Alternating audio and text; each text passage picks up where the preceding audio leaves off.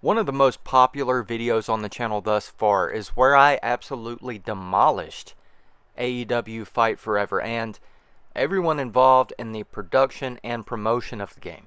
In that video, I explained that I was a day one supporter of the game. I actually pre-ordered the thing last time I do that. And after almost immediate disappointment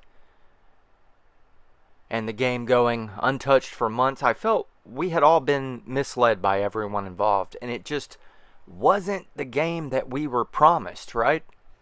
Now, months later, do I feel like that has changed? No, not at all. It's still not the game that we were promised.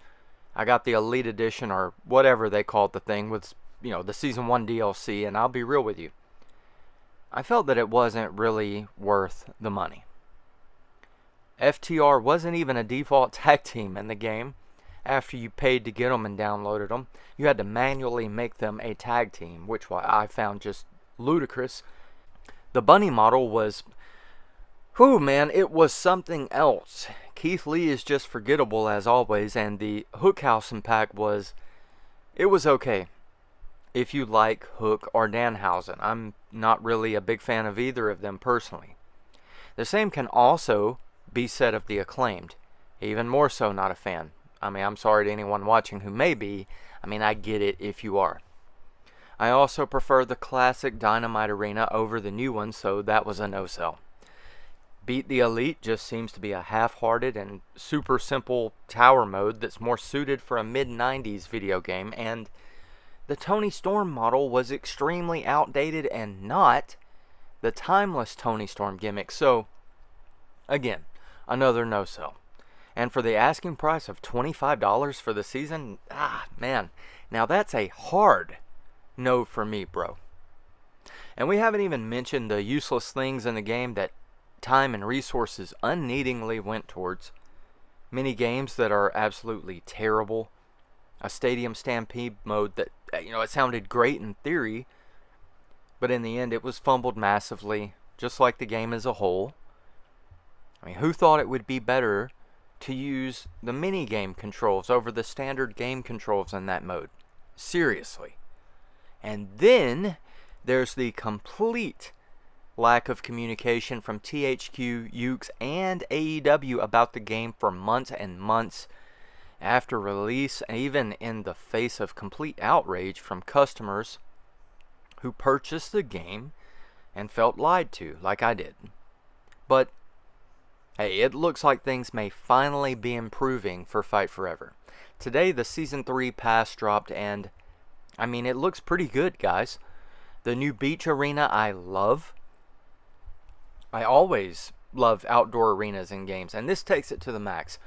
Plopping the ring down right on the sand in the middle of a beach is fantastic. Just beautiful atmosphere, gorgeous arena.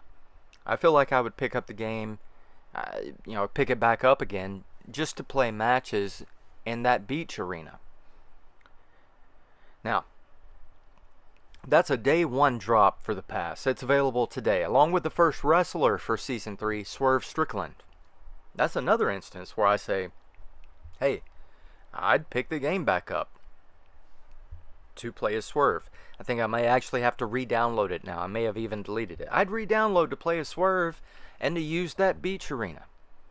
And then slated for later on in the coming weeks or months is Claudio Castagnoli, which I'm freaking hyped for, and Jamie Hayter, whom many fans were requesting, so they should be pleased there.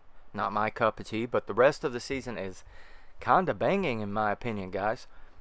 You'll also get 33 new moves, 42 new skin and attire options, and 11 new music tracks for the game.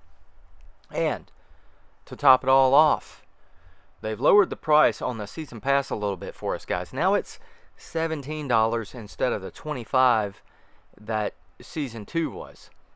So they cut almost a third of the price there. I'm actually contemplating picking this season pass up, believe it or not. And word is they've had Adam Copeland and Samoa Joe in to get scans for their models and whatnot. And that's a definite buy as well. I mean, that one even more so than Season 3. Season 4 sounds like it's going to be amazing to get those two guys in the game. And to top it all off, there's an extra freebie pack that's going to be dropping for the game in a few days. As we record this on Wednesday, the freebie pack is going to come out on Friday, the 16th, which will have Create a Wrestler parts. Unclear on exactly what the pack may include as far as what kind of parts, but hey, that is a great start towards rebuilding goodwill for the game. You know, giving us some free stuff as the community has asked for all this time. If they keep this up, I mean, it's crazy to say, but if 2K drops the ball big with the new WWE game, which I suspect they will, Fight Forever could actually come back from the dead. Maybe. That's a big maybe. But hey, what do you guys think? Are you happy with the Season 3 announcement and what's included with it and the price? What would you like to see with the rumored Adam Copeland and Samoa Joe in Season 4? I know I'd personally like to see a better story mode or Road to Elite improved upon. Anyways, let me know your wish list in the comments. If you enjoyed the video and aren't already subscribed, too sweet that sub button for all kinds of wrestling content in the future, and also please hit that thumbs up button for me. Until next time, guys, take care.